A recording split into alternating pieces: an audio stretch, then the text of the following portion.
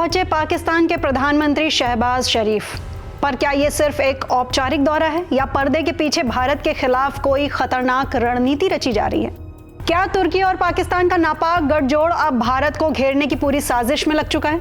और क्या भारत इन सब का जवाब देने के लिए पहले से ही तैयार है? आज के इस पावरफुल एक्सप्लेनर में हम आपको बताएंगे उन सभी संकेतों, समझौतों और रणनीतियों के बारे में जो इस दौरे की शक्ल में सामने आ रहे हैं और जिनके पीछे छिपी है भारत के खिलाफ एक बड़ी साजिश। शहबाज की तुर्की यात्रा एक कूटनीतिक साजिश। पाकिस्तान के प्रधानमंत्री शहबाज शरीफ और सेना प्रमुख जनरल आसिम मुनीर समेत बड़े नेताओं का प्रतिनिधिमंडल इन दिनों 4 देशों की यात्रा पर निकला है। इस यात्रा का पहला पड़ाव है तुर्की। तुर्की पहुंचने पर पाकिस्तान के प्रतिनिधिमंडल का भव्य स्वागत किया गया। तुर्की राष्ट्रपति एर्दोगन ने जनरल मुनीर को उनके प्रमोशन की बधाई दी, लेकिन असली चर्चा शहबाज शरीफ और एर्दोगन की उस मीटिंग की हो रही है जिसमें शरीफ ने भारत के खिलाफ समर्थन देने के लिए एर्दोगन का खुलकर शुक्रिया अदा किया।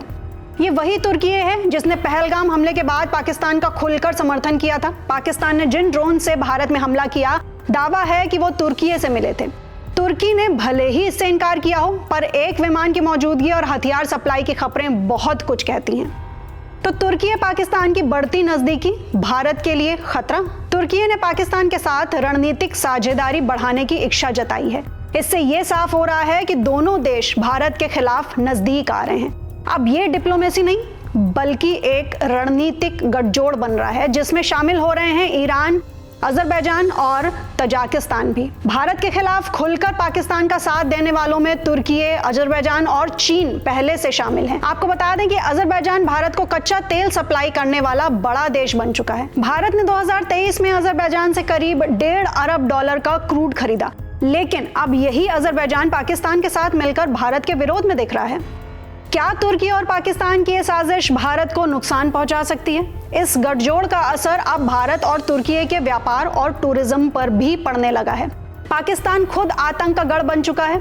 ओसामा बिन लादेन से लेकर वैश्विक आतंकी घटनाओं तक हर जगह पाक का नाम जुड़ रहा है। अब यही देश तुर्की के साथ मिलकर भारत को घेरने की कोशिश कर रहा है। भारत का करारा जवाब। रणनीति की मोर्चे पर फुल ऑन तैयारी। भारत इस नापाक गठजोड़ का जवाब भी उसी रणनीतिक तरीके से दे रहा है। तुर्की को संतुलित करने के लिए भारत ने ग्रीस और साइप्रस के साथ अपने रिश्ते मजबूत करने शुरू कर दिए हैं। ग्रीस ने हाल ही में कश्मीर मुद्दे पर भारत का खुलकर समर्थन किया है। सिर्फ यही नहीं, दक्षिण काकेशस क्षेत्र में भारत आर्मेनिया को खुलकर समर्थन दे रहा है, एक ऐसा देश जो अजरबैजान से लगातार संघर्ष में उलझा है। एक रिपोर्ट के मुताबिक भारत आर्मेनिया के लिए सबसे बड़ा हथियार सप्लायर बनकर उभरा है और इस तरह अजरबैजान के साथ खड़े तुर्की और पाकिस्तान को भारत ने आर्मेनिया के साथ खड़े होकर करारा जवाब दे दिया है। निष्कर्ष, क्या पाक गठजोड़ भारत पर भारी पड़ेगा? पाकिस्तान के आला हुक्मरान तुर्की में जाकर भले ही भारत के खिलाफ गठजोड़ बना लें, लेकिन भारत अब 2014 वाला भारत नहीं रहा। ऑपरेशन सिंदूर जैसे अभियानों और वैश्विक मंचों पर मजबूत होती छवि के साथ भारत हर मोर्चे पर तैयार है, राजनीतिक, कूटनीतिक और सामरिक। अब सवाल आपसे, क्या तुर्की को भारत से बैर और पाकिस्तान से यारी का खामियाजा आने वाले वक्त में भुगतना पड़ेगा?